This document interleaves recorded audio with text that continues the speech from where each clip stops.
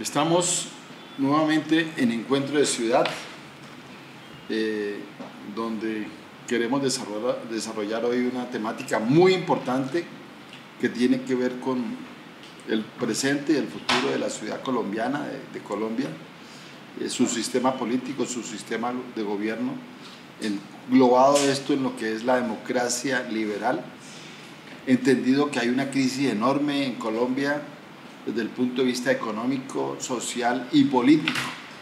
Y ese modelo pues lo vamos a discutir hoy enfocado a lo que nos atañe, que es la ciudad de Santiago de Cali. La crisis de la democracia liberal. Doctor Pablo, buenos días. Muy buenos días, señor director, y a todos los demás asistentes a esta mesa de trabajo. Bueno, empecemos con esto. El concepto de la democracia es un concepto muy amplio, porque hablar de la democracia es hablar de la forma como está organizado el Estado, desde el punto de vista del gobierno y desde el punto de vista del desarrollo del poder en el territorio. Además de eso, de las características del régimen político que tenga un determinado país. Pero también tiene que ver con los intereses, ¿no?, de las clases y grupos sociales, intereses por supuesto económicos y políticos, y también tiene que ver con los derechos y libertades de los ciudadanos. Entonces este concepto pues es muy amplio y la temática demanda pues de muchas horas de análisis, porque pues hay que referirse a muchos de los aspectos pues que contiene. Por supuesto que aquí hay un aspecto fundamental, que es que la democracia siempre en estas sociedades divididas en clases, a partir de la sociedad esclavista, feudal y burguesa y contemporánea, pues está íntimamente ligado con los intereses de clase, ¿no?, y intereses económicos y políticos, que en fin de cuentas son los que determinan el modo de organización del Estado y las características del régimen político. Bueno, hay una definición por ahí de Abraham Lincoln que decía que la democracia es el poder del pueblo, por el pueblo y para el pueblo. Uno entra pues a analizar un poco más el contenido de esta definición, y se encuentra pues con que la definición en el fondo no deja de ser más que una descripción del poder, pero sin profundizar realmente en las características que adopta el poder en los diferentes tipos de sociedades. Por ejemplo, la democracia, el poder en la sociedad esclavista pues estaba limitado a los esclavistas, eran los depositarios pues de ese poder. En la sociedad feudal pues estaban los señores feudales y la iglesia, que tenían un inmenso poder. Y por supuesto que ya con la Revolución Francesa pues el poder adquiere unas nuevas connotaciones, ya se habla del poder del pueblo, porque en efecto a partir de ese momento pues la esencia de la democracia consiste en el poder popular, ¿no?, en la soberanía popular. Sin embargo pues han habido sobre esto una serie de teorías. Pues ustedes recuerdan seguramente que en la Constitución del 86 se decía que el poder viene de Dios y se expresa a través de los órganos de la democracia. Es decir, tenía una connotación teocrática. El poder viene de Dios, la fuente suprema del poder es Dios, en la Constitución del 86. En la Constitución nuestra del 91 se dice que la democracia y el poder y la fuente del poder es el pueblo, es la voluntad del pueblo.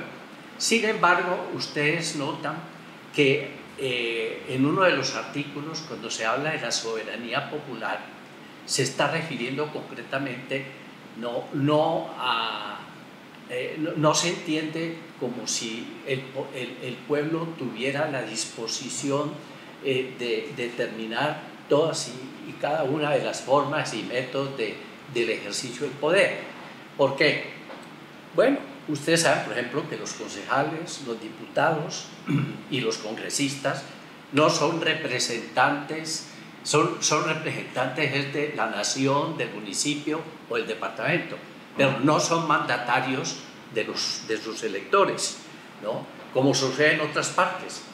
Y eso muestra que la ideología que predomina es la ideología que viene desde la época de la Revolución Francesa, que hablaba de la soberanía nacional, no de la soberanía popular. Doctor Pablo, y esa conceptualización, marco teórico tan importante, aterrizado en el contexto colombiano o vallecaucano caleño, ¿cómo lo ve usted? Pues mire, la cuestión es de que si los concejales de Cali y los diputados son representantes del municipio, del distrito o del departamento, pues no están obligados a responderle a los electores, porque ni el municipio ni el departamento pueden llamarlos a cuentas, y por supuesto no pueden en un momento dado revocarles el mandato, que es lo que en muchos otros países pues ya está establecido, ¿no? Que los miembros de las organizaciones representativas tienen un mandato, y entonces eso significa que en cualquier momento pues el pueblo, si no está conforme con ese concejal o ese diputado, ¿no? Porque ha traicionado los ideales o porque no cumple con sus funciones, pueden revocarles el poder. Eso en Colombia no existe, pero sí existe en otros países. Eso es una cosa muy importante. Y lo otro es que por ese camino los electores pueden exigirle rendición de cuentas al concejal. Aquí eso no sucede. Una de las reformas que se impone realmente debe ser esa, ¿no? Es decir, permitir que los electores puedan revocarle el mandato a los concejales, a los diputados y a los congresistas. Y el presidente de la República. Bueno, no, pero es otra cosa. Claro, en otros países, quizás el único país en América Latina donde los electores pueden revocarle el mandato al presidente de la República es en Venezuela, ¿no? Con el presidente Chávez se hizo una reforma constitucional en ese sentido. Doctor Benjamín Barney, democracia y ciudad, ¿usted cómo lo ve? El título de una columna que escribí para el próximo.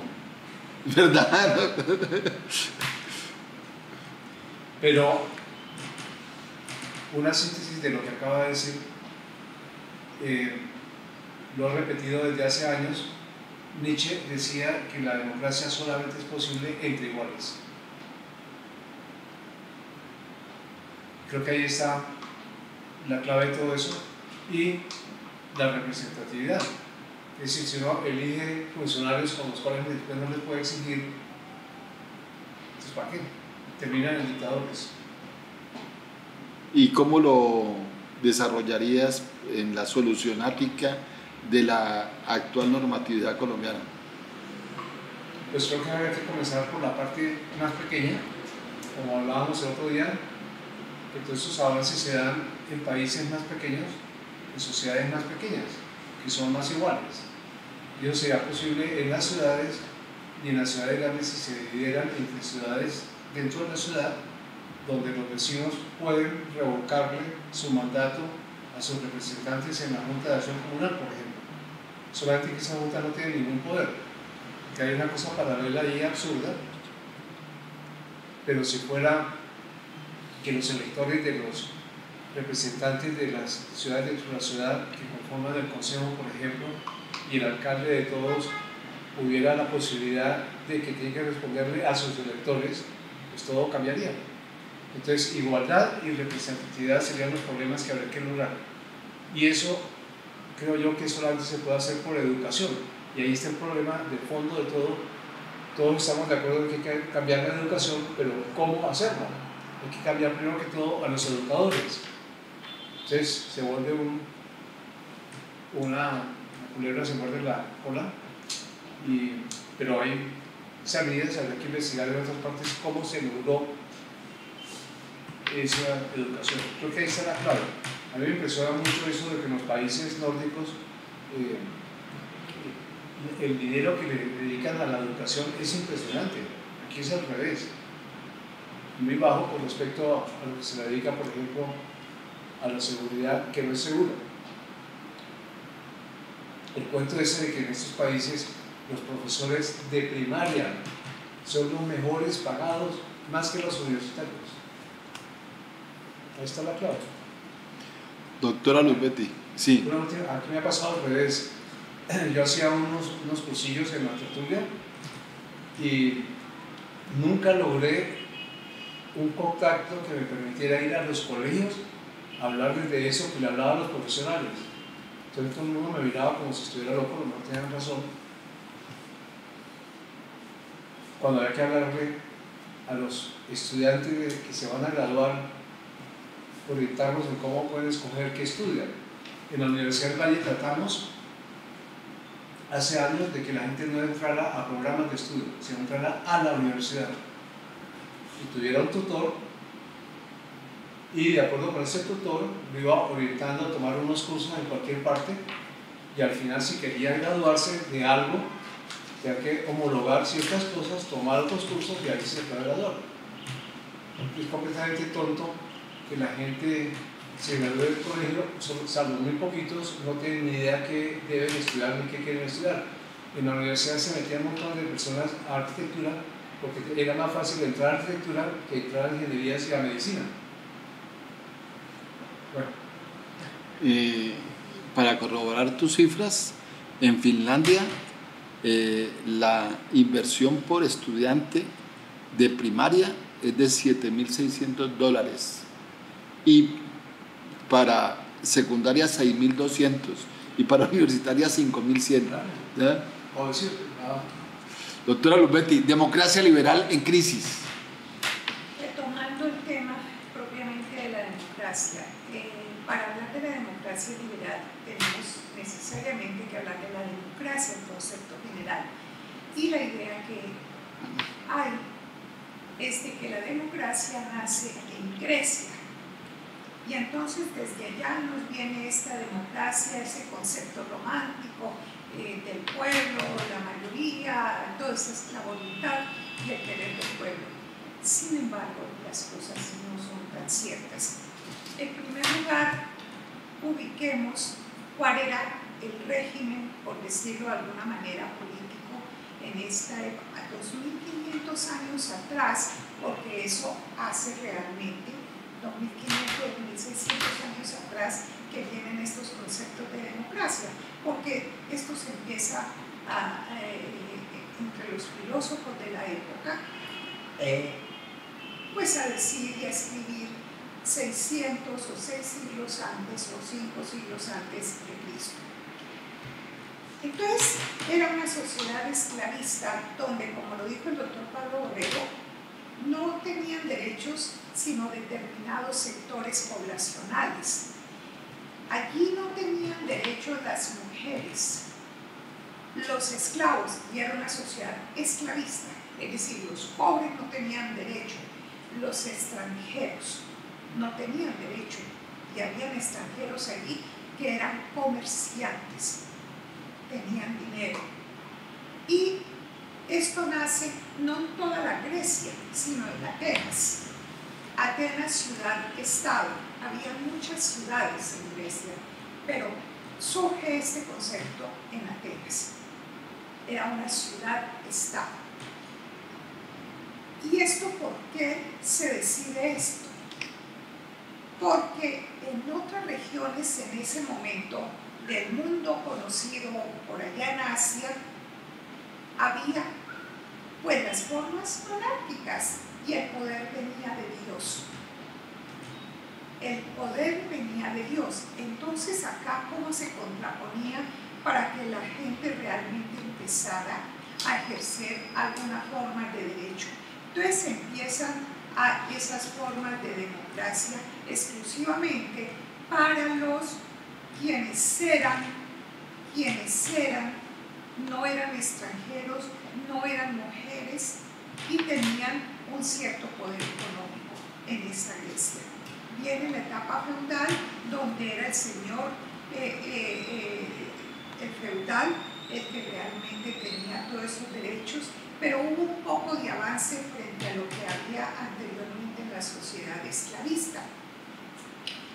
Y se llega a la Revolución Francesa, libertad e igualdad. Pero, doctora, ¿y eso traducido a nuestra democracia colombiana? Ya le voy para allá. Porque cuando se habla y se trae la frase de Nietzsche, entonces se plantea lo que dice allí, para que haya democracia, la igualdad entre iguales, es necesario redefinir ese concepto de igualdad, porque no va a ser entonces que entre iguales es los que tienen una cierta condición económica o cultural o racial o étnica. Eso hay que ponerle un poco, redefinir esos conceptos de igualdad para que no se nos vengan a salir, como diríamos coloquialmente, por la tangente. Trayendo esto aquí al patio, a la ciudad y al país, hay una gran crisis de la democracia. Y diríamos que de esa democracia liberal, ¿y qué significa democracia liberal? Está basada única y exclusivamente en las libertades individuales que las absolutizaron y en poder, en que haya partidos, la alternancia de partidos y que la gente elija. Y entonces las reflexiones que necesariamente tenemos que hacer en esta mesa, ese modelo de democracia liberal realmente es un democrático y garantiza los derechos de la gente.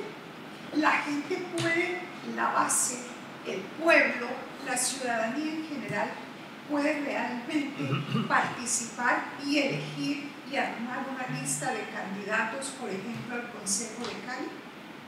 No es posible, se los impone. ¿Cómo se maneja el voto? Hay una crisis en esta democracia liberal y concretamente en nuestro país y en nuestra ciudad. El voto tiene un precio y ese precio se paga de diferentes maneras. O la manera más burda, que es entregándole una suma de dinero, 80.000, 100.000 pesos, lo que sea, a cambio del voto, o mediante preventas. El gobernante mediante contratos, y ese es uno de los problemas de la corrupción que tenemos aquí, con ese Estado contratista que se le dan los contratos a la gente y entonces se les mantiene amarrados con el voto. Eso es por ahora. Licenciada Yolanda,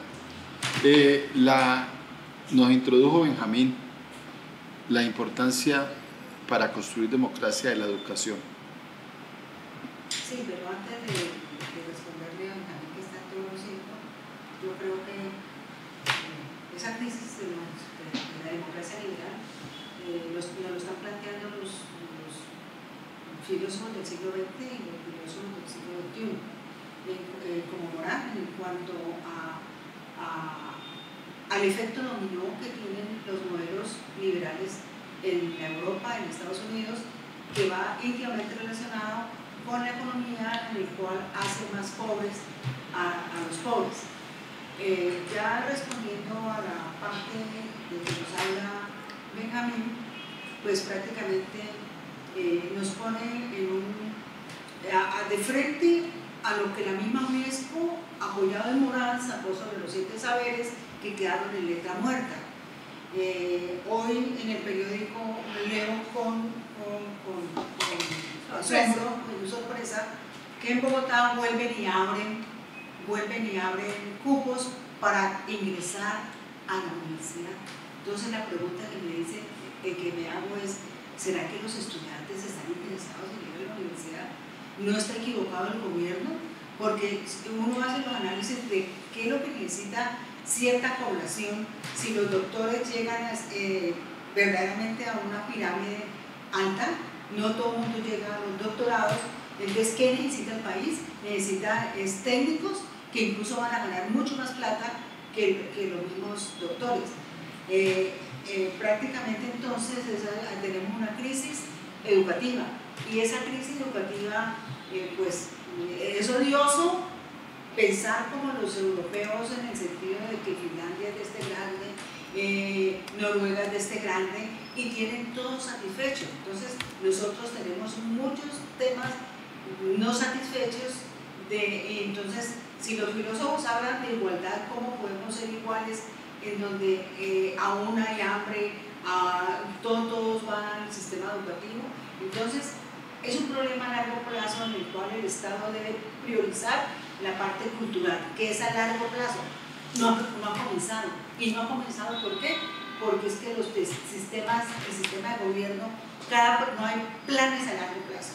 Fuera del Plan Santander, yo lo repito 1000 veces, no hemos tenido en Colombia un plan a 50 años educativo que nos diga cuál es el norte de la educación. Entonces, al no haber un plan a largo plazo, cada presidente hace el retazo que le corresponde. Entonces deja primero las carreteras, primero la infraestructura, primero la mermelada y primero los proyecticos de suplir ciertas necesidades, y la educación que no. ¿Por qué? Porque es que la educación no da votos. Ese es un problema, es una realidad, es decir, los resultados son a largo plazo. Entonces, sería un poquito que el alcalde que podamos tener priorice la educación en la ciudad, y priorice la educación revisando la educación técnica, por ejemplo. Comunicador Alex Sterling, Colombia es un país con una vida republicana relativamente corta frente a los países, digamos, de Europa, de la China, del Asia, del África inclusive, tuvimos todos gobiernos de derecha. La gente criticaba el sistema político muchísimo, pero con los medios de comunicación en favor del establecimiento. Cambia el modelo de derecha a izquierda, y entonces los medios de comunicación están ya sumados en la oposición al sistema político actual, que el país no se acomoda a su sistema político. Crisis de la democracia, su opinión.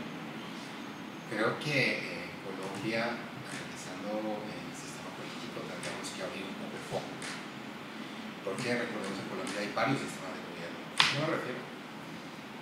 Aquí hay territorios indígenas que tienen poder ejecutivo, pero tienen un poder jurídico y judicial muy limitado. Sin embargo, dentro de esos territorios tienen una autoridad, tienen mando, tienen unas formas. Estos nuevos gobiernos, digamos, de izquierda en Latinoamérica, han buscado una aproximación con esas formas de gobiernos prehispánicas, por decirlo de alguna forma, porque haciendo un estudio que es muy complejo hacerlo generalizado, cuáles son las formas de gobierno que existían aquí antes de la conquista y de la llegada de los europeos, uno puede notar que algunos de ellos han sobrevivido y que han nutrido a los partidos de izquierda, progresistas, de una forma de gobierno más popular y más democrática. Lo que pasa ahorita con las democracias acá en Latinoamérica es que por primera vez hay un discurso donde, por lo menos de ese discurso, se empodera al pueblo, a la población civil, a través de la representatividad que en teoría tienen estos líderes. No creo que haya una crisis del sistema de gobierno, creo que hay una crisis de las formas de gobierno, de los usos, de las cosas que aquí vienen pasando, de las formas de hacer política que hay en Colombia y que no están en sintonía con las nuevas formas que se proponen desde los gobiernos alternativos. El uso, la mermelada, el nepotismo, ciertas prácticas y tradiciones políticas que siempre terminan en favorecer a unos pequeños grupos. Yo creo que eso puede poner en crisis el modelo político y las formas y el uso diario, cotidiano de la política en Colombia, pero el modelo democrático liberal Doctor Pablo, hemos escuchado todo Sí, claro. la exposición de cada uno de nosotros alrededor de la democracia Mire. liberal. Ahora sí usted nos recoge para llevarnos a la gran propuesta de cómo logramos mejorar nuestro statu quo. Bueno, en primer lugar, pues cuando uno habla de la igualdad y coloca ese concepto como la base para lograr una democracia más real. sí, concreta, real, pues habrá que preguntarse, ¿la igualdad para quién? ¿Igualdad para quién? En una sociedad de clases, sociedad dividida en donde hay intereses encontrados y hay un conflicto y unas contradicciones. El concepto de igualdad y libertad movieron a las masas, a los campesinos, a los artesanos, a la pequeña burguesía, ¿no?, a luchar contra el poder real, el poder del monarca, contra la iglesia. Pero una vez que ellos llegaron al poder a través de la revolución, ¿no?, ¿qué pasó? Que eso se quedó como una frase. La igualdad y la libertad no dejaron de ser una frase. ¿Por qué? Porque la sociedad está dividida en clases. Y está dividida en clases desde la época de la sociedad esclavista. En la sociedad esclavista había esclavistas y esclavos. ¿Quiénes eran los depositarios del poder económico y político? Los esclavistas. En la sociedad feudal, ¿quiénes eran los depositarios del poder? Pues el señor feudal y la iglesia. Los demás, los siervos de la gleba, no tenían derechos ni nada. Y el pueblo fue entendiendo que ese tipo y esa forma de gobierno pues no garantizaba ni defendía ni representaba los intereses generales. Y por eso esos conceptos de la libertad y la igualdad de esa burguesía progresista en ese momento permitió que la gente se levantara contra el poder real de la iglesia y de los grandes varones y toda esta cosa. Ahora, en la época moderna, pues la democracia es un elemento fundamental, ¿no?, dentro del ámbito político, el orden y la organización del Estado y la defensa de los derechos y libertades. Por supuesto que sí, ni más faltaba. Pero ¿qué es lo que se está notando? Que hay una tendencia que cada vez se hace más ostensible de deterioro de la democracia representativa y la democracia directa. Y para tomar un ejemplo en Colombia, uno se pregunta, bueno, esos congresistas que nosotros elegimos cada determinado tiempo, ¿a quién representan? Pues representan determinados intereses económicos y políticos. Y al decir eso, bueno, se está parcelando la voluntad popular. Porque si esos representantes que durante la campaña ofrecen ríos de miel, ¿no?, a la hora que ya se incorporan al funcionamiento del aparato del Estado, hacen todo lo contrario. Es decir, votan leyes y reformas que no tienen carácter democrático en eso. En segundo lugar, la democracia directa. Ustedes saben que con la Constitución del 91 se implementó un nuevo sistema, los famosos sistemas de participación, pues, el referendo, la consulta popular, el plebiscito, todas esas cosas, la revocatoria del mandato para determinados funcionarios, no para concejales, ni diputados, ni congresistas. ¿Y qué ha pasado? Es tan engorroso ejercer la democracia directa en este país, por tantos requisitos que hay, que la experiencia práctica e historia en estos últimos 30 años ha demostrado que eso no ha surtido para nada. Eso demanda una reforma. Entonces, en el caso concreto de Cali, miren lo que ha venido pasando, y voy a poner unos ejemplos concretos. Yo me acuerdo que en la Junta de los institutos descentralizados, en Cali, por ejemplo, en Sirva, en esa época, la junta directiva de esos institutos estaba integrada por representantes del Consejo Municipal en esa época. El Consejo Municipal era el que nombraba, eso lo acabó el legislador. Exactamente. Eso era mucho más democrático que lo que siguió después. Porque después, ¿qué pasó? Que dejaron en manos del alcalde la elección de toda la junta. Entonces se perdió el carácter representativo y democrático. De todas maneras, pues en las juntas habían liberales, conservadores, de la ANAPO, comunistas, lo que fuera. Ahora esa posibilidad no existe. ¿Por qué? Porque quien nombra los representantes de las juntas, ya en las empresas industriales y comerciales del Estado, como en Cali, es el alcalde. Es el que determina las cosas ahí y es el que quita o pone. Bueno, eso a mí me parece que atenta contra la democracia representativa, por ejemplo, ¿no? Como lo atenta lo que sucede, que no podamos revocarle el mandato a un concejal que traiciona los intereses de sus electores, ¿no? Bueno, eso implica una reforma. Luego hay otras circunstancias, y es que a mí me parece que es necesario también introducir una reforma a los mecanismos de participación para hacer posible que en un momento dado un alcalde pueda ser revocado realmente por sus electores y que los electores realmente sean los depositarios de la soberanía popular, porque es que se habla, se hacen muchos cuentos, ¿no? Yo les decía, la esencia de la democracia es la soberanía popular, pero al pueblo hay que darle herramientas, hay que darle dientes para que pueda ejercer realmente su poder soberano, y además para que las decisiones que se toman en los cuerpos de representación popular, ¿no? Pues tengan en cuenta los intereses y necesidades de las personas y no como está sucediendo aquí.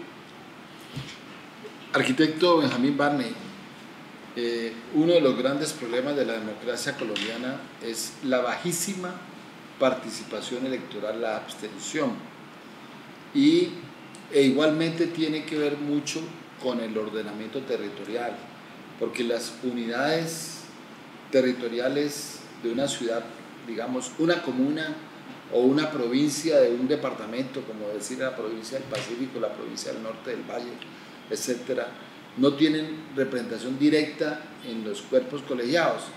Entonces, ¿cómo analiza usted estos dos temas de ordenamiento territorial, que fue un mandato constitucional del 91 y no se cumple, y esa cultura de la altísima abstención? Bueno, partiendo de que la democracia occidental aparece en Grecia junto con las ciudades. La demos es ciudad-estado, y ahí tiene que ver con la organización del territorio. Cuando la gente está dispersa en el campo, sus problemas son distintos. Cuando tienen que estar juntos en la ciudad, cambian. Y la importancia de eso está en que, por ejemplo, ya más de la mitad de la gente del mundo está viviendo en ciudades, en Colombia cerca de las 3/4 partes, o sea que el futuro, malo o bueno, va a ser en las ciudades. El cambio climático va a afectar fundamentalmente las ciudades. Entonces esa idea del territorio es clave, relacionarla con lo que va a pasar y con la democracia. Entonces, dejando eso, creo que, y pasando al tema de la igualdad, esa igualdad tiene que cubrir todos los aspectos.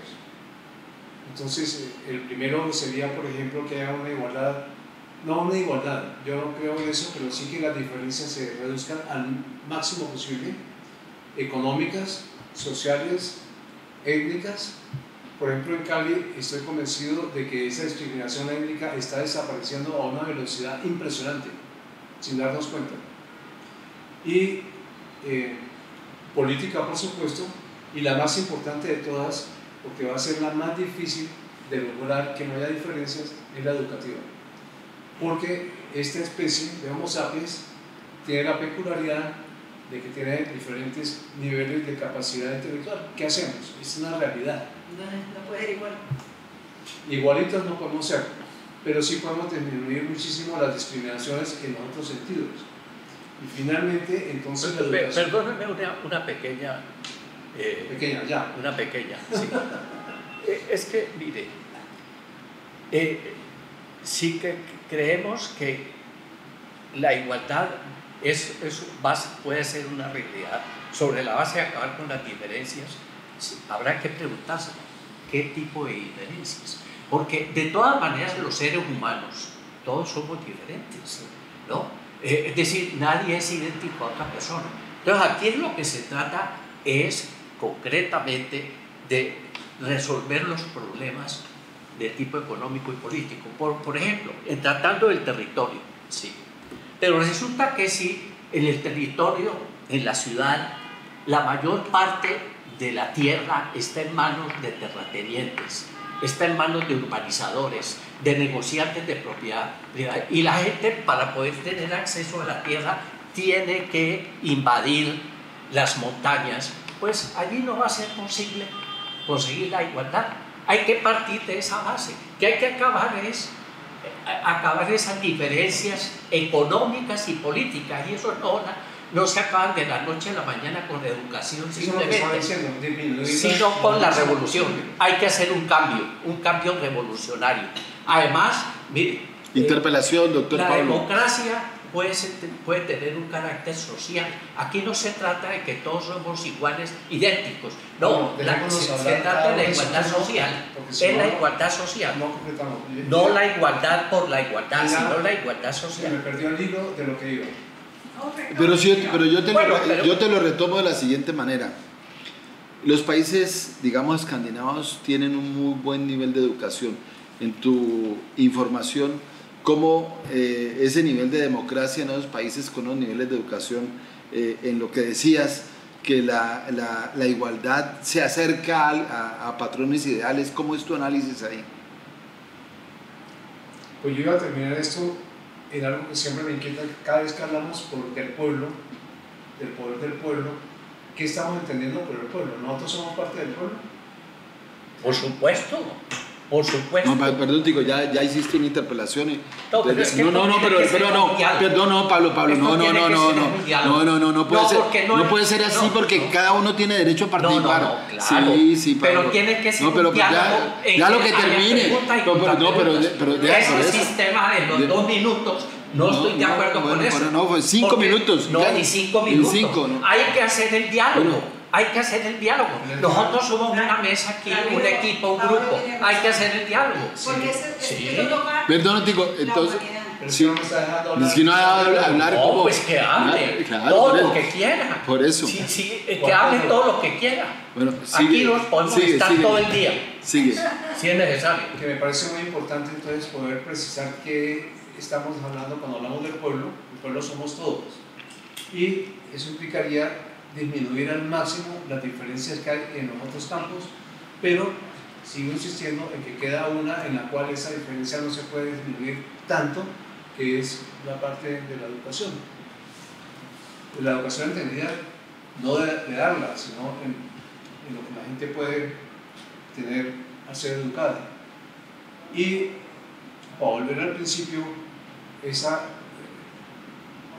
que se la va a concentrar todo en las ciudades es clave. Nosotros, como tenemos ciudades tan nuevas, la mayor parte de la gente en Colombia no entiende un carajo de qué es una ciudad, las implicaciones que tiene una ciudad. Y me tocó vivir eso. De una Cali pasa, cuando yo estaba chiquito cuando llegó a 300.000 habitantes fue la gran cosa, que era la maravilla. Y ahora vamos para 3 millones y resulta que la gente hace todo lo posible, sobre todo los políticos, para mermarlo. Los censos son pésimamente hechos y cuando se mide el censo de Cali no se cuenta la parte de Cali que está en otros municipios, como si no existiera. Usted se da cuenta que a cada rato cuando uno va para el norte de Cali no está en Cali, sino que está en Yumbo. ¿Se han dado cuenta? ¿En qué parte se vuelve uno de Yumbo? Por ahí. Muy buena parte de Cali está en Yumbo. Muy buena parte de la gente que vive en Cali, que trabaja en Cali, vive en Jamundí. Y esa no se cuenta. Entonces yo digo, de los 3 millones hacia ojo, que calculo la población flotante, no se cuenta en Cali para nada. Bueno, para resumir y tomar el diálogo, tenemos que centrarnos mucho más en lo que significa la ciudad. Doctora, y su unión con la democracia. claro. Doctora Luzbetti, precisamente, Y con el patrón. vamos a hacer la hipótesis de que usted, es decir, es elegida alcaldesa de Cali. El sistema de gobierno que usted le proyecta a los ciudadanos, o mejor, esa democracia idealizada por usted, ¿cómo sería? No me puedo salir de lo que... No, pero para la grabación, Sí. cuéntame. Sí, no, pero aquí como estamos es tratando de que la opinión nos entienda ese concepto de democracia que es tan usado, es tan repetitivo, pero sin embargo no hay claridad, no hay precisión sobre eso. Mire, no se trata de cómo lo haría yo, porque... ¿Cuál es la propuesta de democracia que usted tiene idealizada en su cabeza para la ciudad, para el departamento, para el país? Pues Claro. en primer lugar, lo que yo diría, hay que hacer una modificación en la Constitución política, es así una verdadera reforma constitucional. Una reforma política. Claro, para que, en primer lugar, los concejales pudieran ser mandatarios, sean mandatarios. Ya está claro, está explicado. Segundo. Y no está explicado y que se les pueda revocar el poder. Sí, no, ya lo dijimos 2 veces. Entonces, eso sería una de las cosas que haría. Segundo lugar, obviamente hay que darle participación a la ciudadanía, porque la Constitución lo dice. Es una democracia participativa. La Constitución del 91, contrario a la Constitución de 1886, que era democracia representativa, esta es democracia participativa. Y por lo menos, aunque sea en el preámbulo de la Constitución del 91, la soberanía reside en el pueblo. Y entonces, ¿cómo manejamos eso? Entonces, tenemos que aprovechar los mecanismos de participación ciudadana. Pero como lo decía el doctor Pablo Borrero hace un momento, esa ley estatutaria de los mecanismos de participación ciudadana hay que cambiarla totalmente. Bueno, ¿qué tercer cambio haría dentro de esa reforma constitucional? Pero mire, déjeme retomar porque eso no es así. ¿Y usted quería? ¿Y usted qué tal cosa? No, porque los ciudadanos quieren saber soluciones. No, es que ese es el concepto de los medios de comunicación tradicionales, que hacen esas preguntas tan así, tan facilistas, o usted cómo resuelve el problema. No es así. Tenemos que analizar lo que hay y en eso es lo que estamos aquí haciendo. ¿Qué es ese concepto de democracia?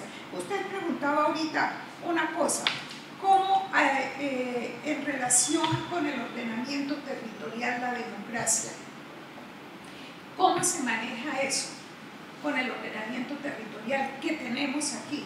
Es que el asunto no es simplemente de ordenamiento territorial, que se divide en comunas o que la ciudad extendida o que la parte rural y entonces que la mayor parte de la gente vive acá. No lo hablamos en términos de participación. De participación. Es que esta es una sociedad, este es un estado donde la democracia es formal, es de apariencia, donde no hay las condiciones reales para que la gente realmente pueda participar en la decisión de los grandes asuntos que tienen que ver con esa comunidad. Entonces, ese es uno de los aspectos fundamentales y esa es una de las cosas de la crisis de la democracia liberal, esa concentración. La crisis de la democracia liberal, definámoselo a la ciudadanía, es la crisis económica, la crisis social, la crisis política. Y eso es a lo que tenemos que apuntarle para tratar, pues no se va a poder cambiar de la noche a la mañana, pero sí ir avanzando en conductas, en actuaciones, en políticas que permitan llegar realmente a una verdadera democracia. Me han pedido una interpelación. A ver, Benjamín. Ya se me olvidó. Entonces, en esa democracia, usted como gobernante, ¿qué más haría? Entonces, esa crisis de esa democracia no la voy a poder Ya no cambiar. puede. A ver, la interpelación. Es que ese es un punto clave. cuando mencionaba que la gente no participa, es una realidad que todos estamos de acuerdo, la abstención no muestra. Entonces la pregunta es, ¿cómo hacer para que participen? La gente no participa no porque realmente quiera ser indiferente frente a eso, sino porque precisamente esta democracia de papel no le garantiza a esa persona que con su voto va a haber cambios. Y entonces la gente dice, ¿para qué voto si salen lo mismo, si no se va a cambiar No creen. nada? Esa es la gente que votó muchísimas décadas atrás y que ya ahora no vota. Y los que son jóvenes porque ven que los que votan creen que es el cambio y no llega el cambio para nada, las cosas siguen peor. Eso es lo que estamos analizando aquí, esa crisis de la democracia, y la crisis de esa democracia liberal en este país parte de la crisis que hay en el legislativo, por ejemplo. ¿Y por qué la crisis del legislativo? No, porque resulta que se habla mucho del pluralismo partidista, y la Constitución del 91 pues hizo una cosa importante frente a la Constitución del 86, que no se permitían esos avances democráticos, y de los que estamos aquí nos tocó vivir esa época de estatutos de seguridad y donde se encarcelaba a la gente porque ideológicamente era diferente al gobernante conservador o liberal.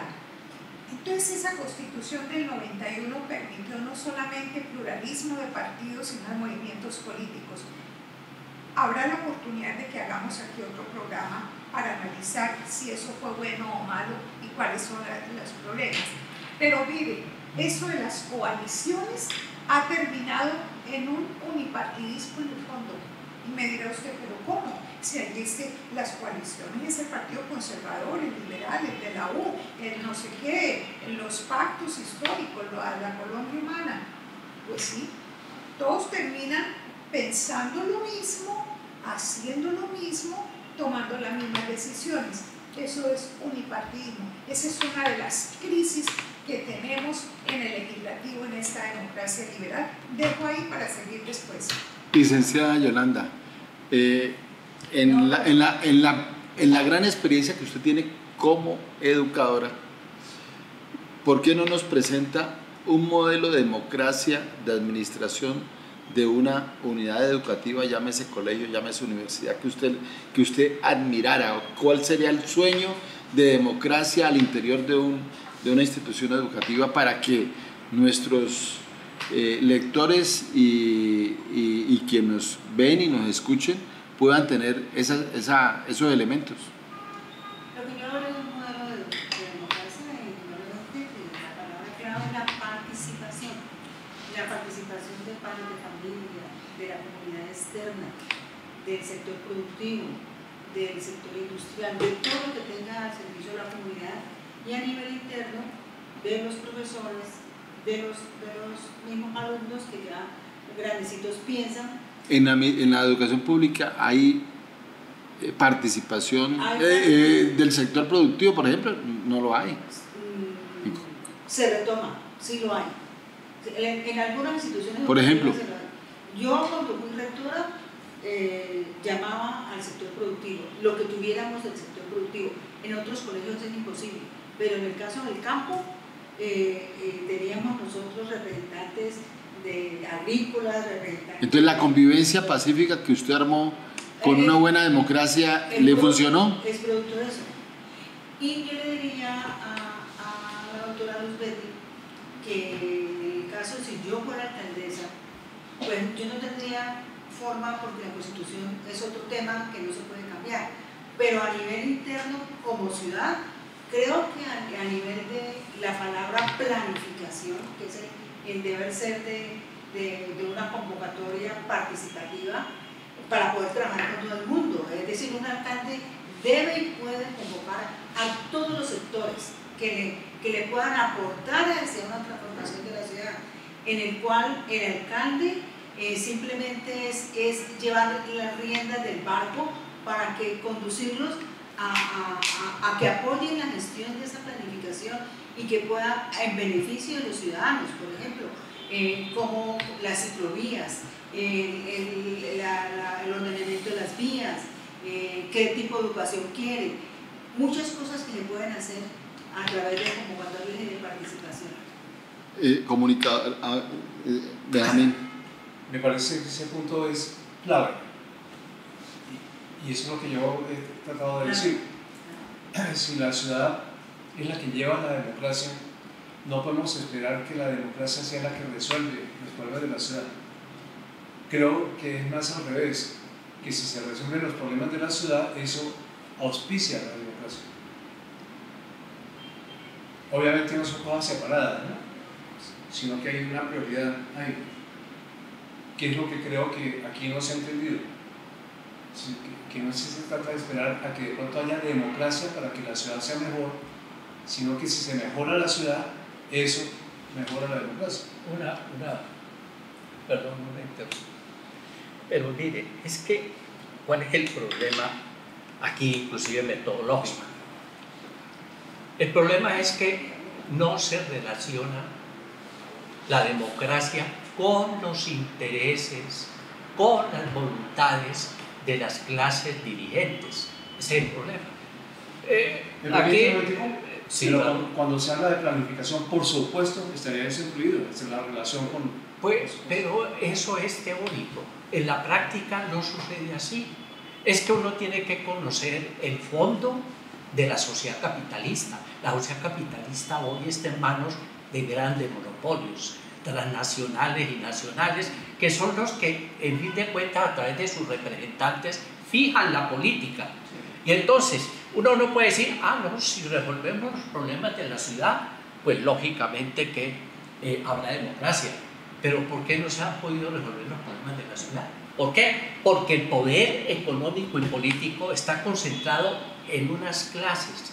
Entonces, el pueblo, usted, todos, no tenemos posibilidades sino simplemente de quejarnos. No somos depositarios del poder, ni tampoco existen los medios suficientes para nosotros controvertir la política de las clases dominantes. Es que eso es fundamental. Lo demás es una abstracción, ¿no? Hay que ver es la realidad. ¿Por qué en Cali no se consultó las 21 megahoras? Si hubiera sido en otro país, ¿qué hubiera pasado? Bueno, que el gobernante, lo democrático era que el gobernante llamara a la población. Primero le explicara con base en un proyecto durante un tiempo en qué consistían las bondades de ese proyecto de 21 megahoras.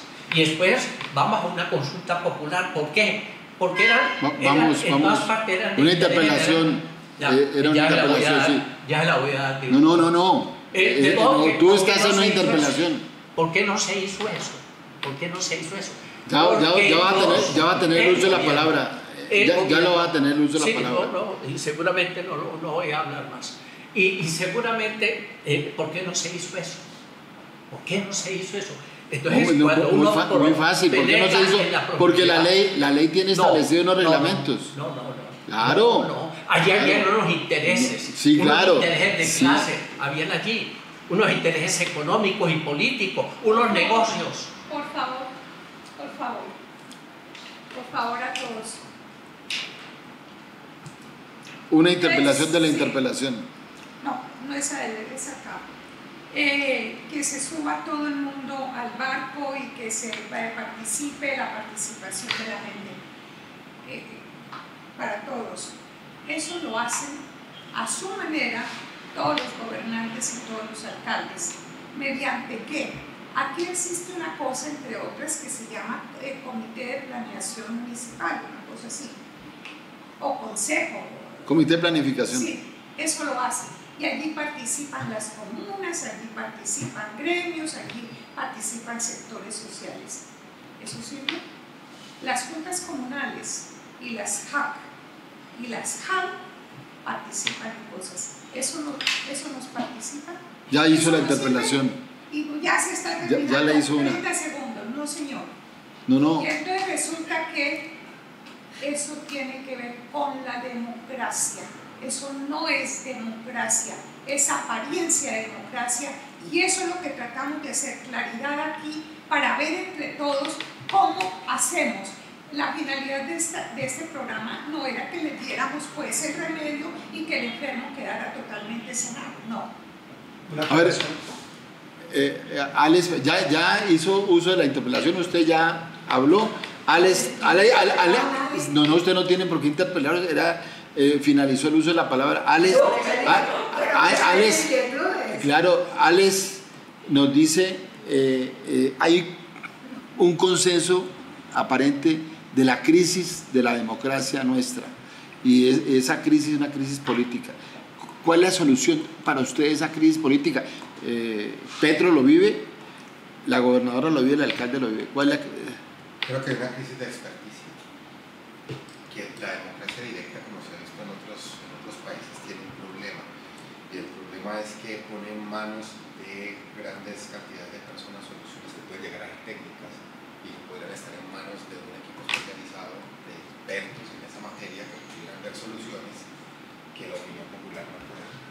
Me gustaría hablar de lo que pasa en Suiza con la democracia directa. Se hacen unos plebiscitos trimestrales donde, después de 3 meses de discusión pública, la ciudadanía tiene la capacidad de elegir directamente políticas públicas y ciertas decisiones estratégicas clave para el desarrollo de Suiza. Esto funciona en Suiza porque Suiza tiene un alto nivel educativo y un alto nivel de experticia. Entonces las personas pueden participar durante esos 3 meses de las discusiones en el espacio público, en la opinión pública, que lleven a hacer que toda la comunidad entienda los pormenores de las posibles soluciones, más o menos como lo que hacemos aquí, pero es una gran discusión con todos. La democracia, desde mi punto de vista, única y solamente funciona y puede ser llamada democracia si es democracia directa. Y la democracia directa solamente puede funcionar con un nivel educativo generalizado alto de la población general. Estamos fregados en Latinoamérica. Iba a interpelar. Yo quiero hacer 2 propuestas, 3. Una, los pandebonos. ¿Estamos de acuerdo? Sí, claro. Sí. Claro, ya llegan. Que creo que es preferible hablar de población y no de pueblo, porque la palabra pueblo está siempre implicando que son los de abajo. Es para que no tenga esa equivocación, si uno habla de población, está hablando de todo el mundo. Ayuda pues a no confundirse. Bueno, y lo otro que quería decir es cuando yo hablo de la igualdad arranco con la económica, obviamente que esa es fundamental, y ahí tiene que ver el problema del capitalismo, que no permite esa igualdad, pero no creo que la solución sea política. Hemos visto fracasar ya los intentos de que la solución sea política, sino que tiene que ser educativa. Yo creo que una persona bien educada, consciente de las cosas, no es tan vulnerable a la mala práctica del capitalismo. Por ejemplo, yo no soy consumista, ¿verdad? Yo no ando en un carro lujoso, porque me gasto la plata en libros y en viajes, y en vino, y en comer bien. Pero el vino es lujoso. No, depende del vino. Depende del vino. Entonces, una interpelación. Sí, termine. Sí, siempre es llegar al mismo punto de que es la educación y que por lo tanto vale la pena que nos concentramos ahora, después en otra reunión, en esa educación. Claro, cuando uno habla de educación está dejándolo en el aire, bueno, ¿en qué consistiría esa educación? Yo, por ejemplo, estoy plenamente convencido de que hay que regresar a la historia, a la geografía, a las humanidades, por supuesto, a las artes, como dijo Reagan, volver a lo básico. A lo básico, y a las ciencias. Creo que ese error que se cometió en Colombia de quitar la historia fue fatal. Que hay que mejorarla, por supuesto. Que hay que interpretarla de otra manera, por supuesto. Pero quitarla, borrarla, y de la geografía. Ese país es muy difícil de manejar porque tiene una geografía muy difícil.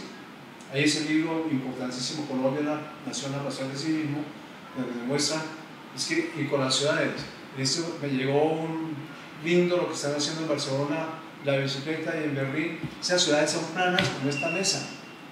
La entidad que en Cali se va a mover en bicicleta, que es así, es absurdo, implicaría planeación de que la ciudad esté en la parte plana y no allá arriba, cosas como esa. definitivamente la diferencia entre la costa Caribe y la costa Pacífica y la Amazonía es brutal. Otra cosa distinta en un país donde la geografía... Doctora Luz, interpelación.